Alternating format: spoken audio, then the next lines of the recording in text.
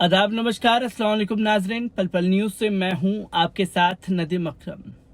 साल 2022 की शुरुआत 5 राज्यों के चुनाव से हुई और 5 राज्यों के चुनाव के नतीजे क्या रहे वो देश की जनता के सामने हैं।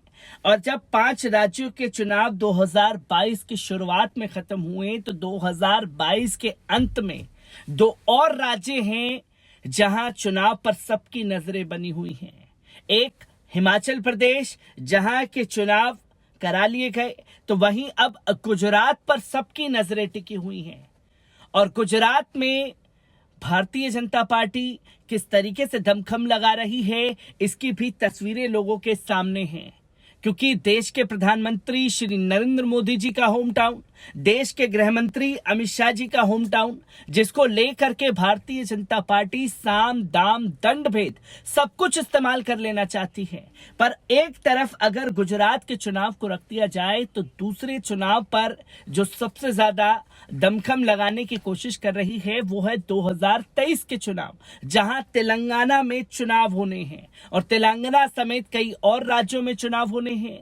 पर भारतीय जनता पार्टी का फोकस तेलंगाना पर आकर के स्थित हो गया है, क्योंकि तेलंगाना में पिछले चुनाव को अगर देखा जाए तो भारतीय जनता पार्टी को करारी शिकस्त का सामना करना पड़ा, जहां एक ही विधायक जीत करके विधानसभा पहुंचा और किस तरीके से नफरत उस विधायक द्वारा फैलाई जा रही है वो भी तस्वीरें लोगों के सामने हैं। और ऐसे में तेलंगाना में खुद देश के प्रधानमंत्री जी लगातार दौरे पर दौरे कर रहे हैं, भाषण पे भाषण दे रहे हैं, तो उसी दौरान हजरत मोहम्मद सल्लल्लाहु अलैहि वसल्लम साहब को लेकर के तेलंगाना में बवाल मचता हुआ दिखाई दिया।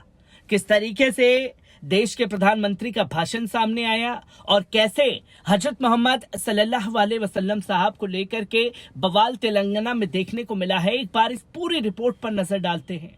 चुनावी सूबे तेलंगाना में हजरत मोहम्मद सल्लल्लाहु अलैहि वसल्लम साहब को लेकर विवाद सामने आया है।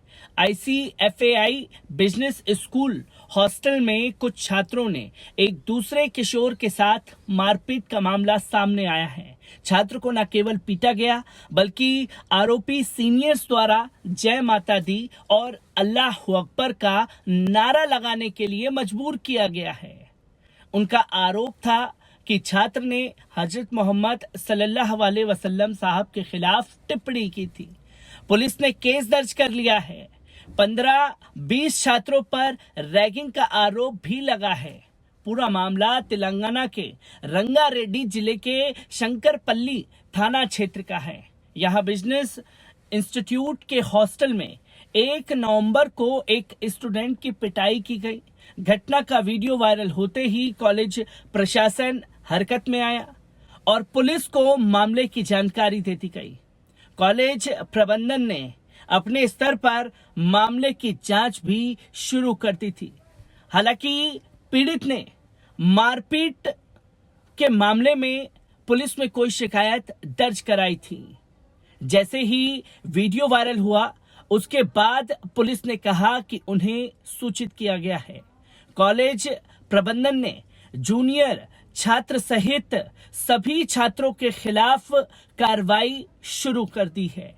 अपने जूनियर्स की पिटाई करने वाले छात्र हिंदू और मुस्लिम दोनों समुदाय से आते हैं। वायरल वीडियो में छात्रों को अपने जूनियर्स को पीटते हुए और उन्हें जय माता दी और अल्लाह अकबर के नारे लगवाने के लिए मजबूर करते हुए साफ तौर पर देखे जा सकते हैं। पुलिस ने कहा कि शंकरपल्ली स्टेशन पर एक मामला दर्ज किया गया था, जिसकी तस्वीरें लोगों के सामने आई और पुलिस ने भारतीय दंड संहिता की धारा 307, 342, 450, 323 और 506 के तहत मामला दर्ज कर लिया। अब आपको बता दें कि देश के प्रधानमंत्री का जिस वक्त भाषण तेलंगाना में हो रहा था उसी दौरान ये वीडियो वायरल किया गया। हमारे देश के प्रधानमंत्री तेलंगाना में भाषण दे रहे थे। उन्होंने तेलंगाना के अभियान पर निकले प्रधानमंत्री नरेंद्र मोदी ने शनिवार यानी कि 12 नवंबर के दिन अपने विपक्षियों पर जमकर निशाना साधा। उनका कहना था कि रोजाना उन्हें 2 से 3 किलो गालियां मिलती हैं, लेकिन उनके शरीर की बनावट ऐसी है कि ये गालियां उनको ऊर्जा देती हैं। उनका शरीर इन गालियों को पोषण में तब्दील कर देता है। उनका कहना था कि कुछ लोग निराशा के चलते उनके साथ ऐसा व्यवहार करते हैं, लेकिन इन चीजों को गंभीरता से लेने की कोई खास जरूरत नहीं है। पीएम मोदी ने कहा कि कुछ लोग निराश और हताश हैं के कारण सुबह शाम मोदी को गालियां देते रहते हैं, लेकिन इससे परेशान होने की जरूरत नहीं है। उन गालियों को चाय पर हंसी मजाक कीजिए।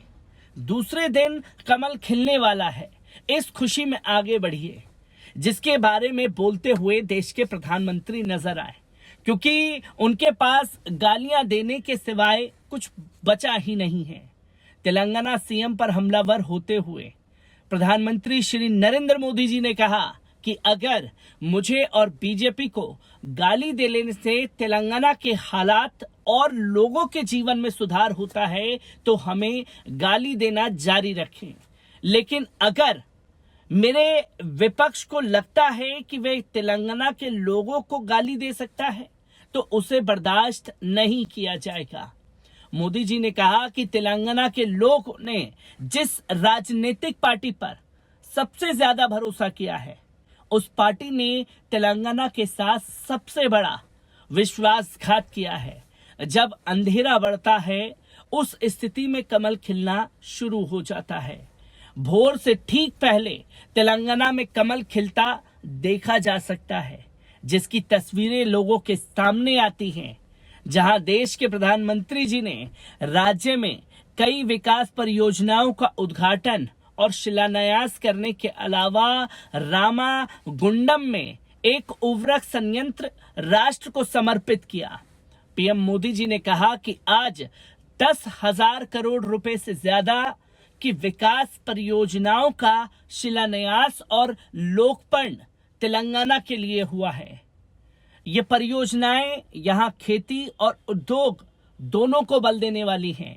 मोदी जी ने कहा कि कई विशेषज्ञ ये कह रहे हैं कि 1990 के बाद 30 साल में जितना विकास हुआ उतना विकास अब सिर्फ कुछ वर्षों में होने वाला है। इतना अभूतपूर्व विश्वास आज दुनिया को भारत पर है। इसका कारण है कि पिछले 8 वर्षों में भारत में हुआ बदलाव। प्रधानमंत्री ने कहा कि विकास हमारे लिए 24 घंटे 7 दिन 12 महीने पूरे देश में चलने वाला मिशन है। हम एक प्रोजेक्ट का लोकार्पण करते हैं तो अनेक नए प्रोजेक्ट पर काम शुरू कर देते हैं। 2014 के बाद केंद्र सरकार ने पहला काम यह किया कि यूरिया की 100% नीम कोटिंग कर दी। इससे यूरिया की कालाबाजारी पूरी तरीके से रुक गई है, जिसके बारे में देश के प्रधानमंत्री बोलते हुए दिखाई दिए। और अब सवाल जिस पर गौर करने वाली बात यह है कि ये घटना बेशक से पहले घटी। देश के प्रधानमंत्री जिस वक्त वहां मौजूद थे उस दौरान ये वीडियो क्यों वायरल हुआ।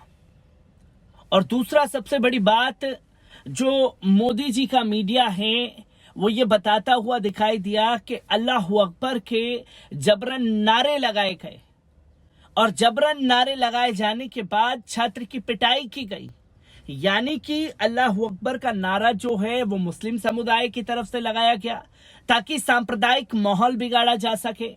और जब पुलिस ने तहकीकात की तो वहां दोनों समुदाय के लोग थे और दोनों समुदाय के छात्रों ने इस हरकत को अंजाम दिया जहां माहौल बिगाड़ा जा सके। और देश के प्रधानमंत्री तो लगता है कि गालियों का स्टॉक को पहले से तोल लेते हैं कि कितना किलो आज गालियां मिली हैं, जिसका जिक्र वो खुद करते हुए तेलंगाना के भाषण में नजर आए हैं। ऐसे में तेलंगाना में किस तरीके से आने वाले समय पर राजनीति करवट लेती हुई दिखाई देगी और भाजपा अपने पैठ जमाने के लिए किस हद तक जा सकती है, हर हथकंडे देखने को मिलेंगे। मैं ऐसी ही खबरों से आपको रूबरू कराता रहूंगा। दीजिए इजाजत, शुक्रिया।